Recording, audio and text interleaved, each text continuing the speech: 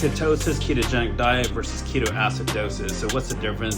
So ketosis, you can think of it more as a spectrum. So when the body goes into ketosis, it starts burning its fatty acids and it turns it into ketones, and that can turn into ketoacidosis if it goes for too long.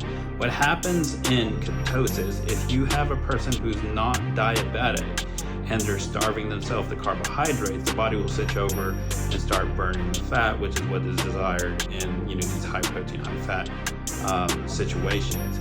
And if it is prolonged for too long, starvation, if you're starving yourself for too long of those carbohydrates and you run out of fat to burn, then you can start creeping into ketoacidosis. And when that ketosis turns into ketoacidosis, it drops the pH in the blood and the cardiac function starts getting less effective. So that's how that mechanism does, and that's why it becomes dangerous, is when that pH gets too acidemic. Now, in diabetic ketoacidosis, which usually is associated with type 1 diabetics, it can occur in type 2, we call it hyperosmolar non-ketoacidosis, is because there's a dysfunction with insulin. So there's carbs are there, but the ability of the insulin it's either insufficient or it's just not as effective. So it can't push the carbohydrates into the cells to make ATP. So the body goes into ketosis and eventually ketoacidosis.